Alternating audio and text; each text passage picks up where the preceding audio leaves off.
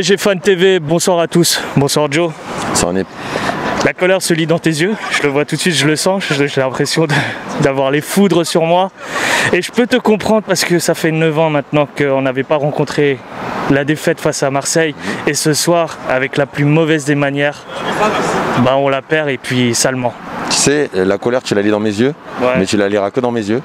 Parce que au final, à bien y réfléchir, ce soir je suis content. Je vais dire pourquoi je suis content. Parce que je ne vais même pas m'étaler sur l'équipe qu'on avait en face de nous qui est Marseille, qui pour moi n'a pas été plus fort qu'un Metz ou qu'un Lens. Une équipe qui n'a pas été bonne. Mais par contre, aujourd'hui, ce soir, on a vu toutes nos carences à tout point de vue. Au fait qu'on décale un match en fait un 10 septembre qui peut nous mettre en fait en difficulté parce qu'on joue 2 jours après, au fait que le Covid nous a mis en difficulté en perdant 4 titulaires, au fait qu'aujourd'hui on n'a pas de banc de touche, au fait qu'aujourd'hui que notre coach nous a mis en difficulté en faisant un coaching perdant qui était déjà dessiné de base et tu sais Onip, il y a beaucoup de vidéos où je dis des choses où on manque de créativité, mais je suis désolé, quand tu fais rentrer Draxler ce soir, quand tu fais rentrer Paredes et que tu laisses Gay, quand tu as ces mecs là qui jouent sur le terrain, la créativité au milieu, elle est dessinée qu'elle est morte. Alors tu peux me dire Verratti il n'a pas un match dans les jambes, hein. Mais Verratti, même à 40%, il va t'apporter des passes. Il va t'apporter une création. Là, il n'y avait plus rien. Donc moi, la colère, je ne vais pas leur donner aux Marseillais. Ils seraient trop contents. On a fin de cycle, moi j'ai envie de dire quoi? Tu sais pourquoi je suis heureux? Je dis que si là, Leonardo, parce que moi j'en veux beaucoup à Leonardo depuis un moment, parce que à Dortmund, personne n'a dit, quand on perd les Cavani, quand on perd les Thiago Silva, quand on re-signe des Kurzawa, et qu'on se dit c'est pas grave. Moi je suis pas sûr que ce soir, s'il y a Thiago Silva, on le prend le but qu'on a pris. Moi, quand Kurzawa signe et que je pense vraiment qu'il est nul et qu'il sort, eh ben, je suis content que ça le mette en lumière. Il y a plein de choses ce soir. Ce soir, tu analyses tout ça, tous nos défauts. Le coach, je l'aime pas, je parle pas de mon cœur, je le trouve nul. Ce soir, il fait un coaching perdant, malgré le fait qu'il faut quand même rendre à son crédit qu'il a moins de personnes, qu'il y a moins de joueurs. Mais ce soir, tu sais que t'as pas de neuf. Pourquoi tu ne fais pas rentrer Choupo un moment à la place de Sarabia? Pourquoi t'enlèves Verratti alors que tu sais que cette création au milieu elle est importante et qu'elle te manque en fait à chaque match, même notamment au Bayern. Donc ce soir, je suis heureux parce que tous les supporters vont être dégoûtés parce que à Bayern, tu peux dire bon, c'est pas grave, on est finaliste, mais perdre contre Marseille, ça nous saoule vraiment. Il nous reste 3 semaines de mercato. Messieurs, on a besoin de milieu de terrain. Messieurs, on a besoin de quelqu'un en arrière pour doubler Bernat. Et c'est pas Kurzawa. Messieurs, Kerrer au milieu du terrain, à la centre de notre charnière avec Kimpembe, ce n'est pas bon. Messieurs, Kimpembe un jour sera peut-être notre capitaine, mais aujourd'hui, il n'a pas les épaules encore pour l'être, malgré le fait qu'il ait fait un grand match. C'est ça que je veux dire en fait ce soir. Et c'est pour ça que moi je suis heureux de cette prestation. On sent quand même, suite à la finale perdue face au Bayern, qu'il y a une cassure, quelque chose qu'on ne voit plus au Paris Saint-Germain. On voit quand même le parcours qu'ils ont fait en Ligue des Champions. Mais là, ce début de championnat, et notamment face à Lens et à Marseille là, ce soir, il n'y a plus d'enchaînement, il n'y a plus de coffre dans les joueurs ne courent plus. Qu'est-ce qui se passe? Tu crois qu'il y a peut-être la mentalité qui a été touchée ou l'esprit d'équipe qui a été cassé? Qu'est-ce que tu penses là-dessus? Ou Tourelle qui fait mal son travail, comme tu peux le citer tout à l'heure? Alors concrètement, je te dirais le point positif, en plus de Florenzi qui fait un grand match, c'est la mentalité. Parce que, alors je suis d'accord, c'est pas éthique, moi j'aime pas avoir autant de cartons rouges, c'était un match très haché, mais il y avait une solidarité. Donc ça pour moi je ne le remets pas en cause. En revanche, la saison elle est trop hachée.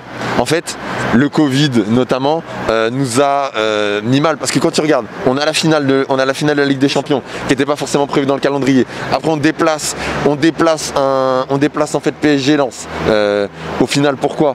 Pour qu'ils soient en 10 septembre, pour qu'ils soient 4 jours avant un Classico. Juste avant, tu avais l'équipe de France avec Kimpembe, avec Mbappé, tu avais Draxler de l'autre côté, tu avais Kerrer. En fait, le calendrier, ce n'est pas un calendrier professionnel de football. Donc déjà là, ce qu'on voit n'est pas normal. Les joueurs n'ont pas forcément eu le bon repos qu'il fallait, etc. Donc je pense que la machine, elle a du mal à se mettre en route. Et en plus, tu perds 4 cadres.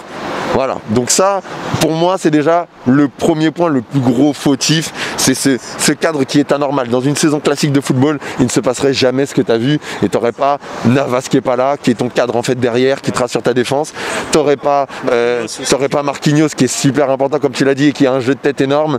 Tu aurais devant, tu aurais au moins un numéro 9 qui serait Icardi ou même au moins Mbappé qui aurait pu faire en fait des appels. Donc pour moi c'est vraiment là où tu as eu le plus gros problème, même si pour moi tu avais quand même moyen parce que cette équipe de Marseille n'est pas forte, cette équipe de Marseille est faible. Ils ont fait déjouer en fait nos talents. Et c'est ça qui aujourd'hui nous portent surtout préjudice.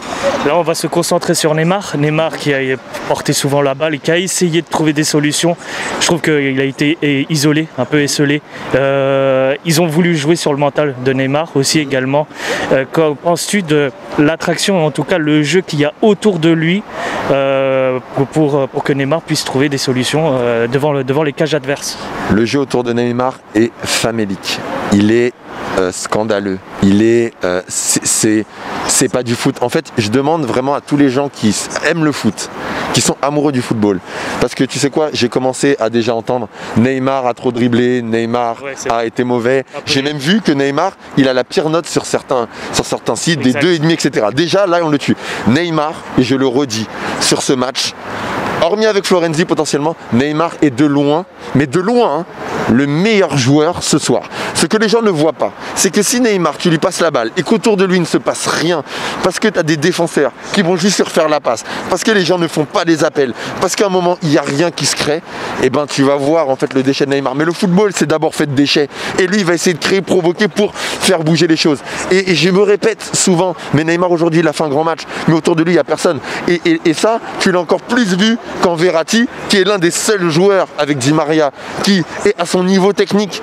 Les autres ne sont pas au niveau. Idrissa Gueye, Paredes pour servir des balles, ils n'ont pas le niveau de Neymar. Ils ne peuvent pas le suivre. Et ils ont même peur de le suivre. Et je te parle même pas de Draxler, parce que Draxler, franchement, moi un joueur que j'ai défendu en me disant qu'il n'a pas pris de rythme, etc. Ce soir, il est indéfendable. Ce n'est même pas un joueur de football ce soir. Il mériterait qu'on coupe sa licence tellement il a été mauvais. Voilà, clairement. Mais quant à ces mecs-là, tu le verras pas. Il peut pas tout faire. Et puis il est sorti de son match, ça c'est de sa faute, effectivement. Après avoir, on verra les histoires qu'il y a derrière. Mais concrètement, pour moi, Neymar, j'ai rien à lui reprocher. Surtout un mec en plus qui a repris l'entraînement il n'y a pas longtemps à cause de ces histoires aussi de Covid. Donc il faut aussi le prendre en compte. Là, face aux suspensions qu'on vient de recevoir, donc en fin de match, 3 suspendus, on ne connaît pas encore le nombre de matchs. Sens-tu le début de saison très compliqué pour le PSG? Le début de saison du PSG, il est déjà très compliqué. Déjà parce que, faut pas oublier, alors ok, il y a le Covid, etc., on l'a dit, mais maintenant ça fait quand même 3 matchs que le PSG n'a pas marqué de but. C'est vrai, nous, effectivement, on était habitués à enchaîner. Plutôt, ça fait, je sais pas, des séries de 26 matchs où le PSG n'a minimum 2. Voilà, exactement, marqué minimum 1 ou 2 buts. C'est pas du tout dans nos standards. Ça veut dire que la dernière fois qu'on avait un but du PSG, c'était quand même contre Leipzig. Et quand Leipzig a marqué, j'étais en vacances, s'il te plaît. Là, on est en septembre, on est à mi-septembre, on ne marque plus de buts. Donc là, on va jouer contre Metz. Ça va être encore un match qui est très compliqué. Malheureusement, et toujours pas par rapport à l'adversaire, parce que notre meilleur match, clairement, pour moi, c'est le Bayern. Et depuis, sinon, on est un peu en dents de scie. Concrètement, là ça va être compliqué, mais ce que je vais dire c'est qu'on va essayer de tirer le positif de tout ça.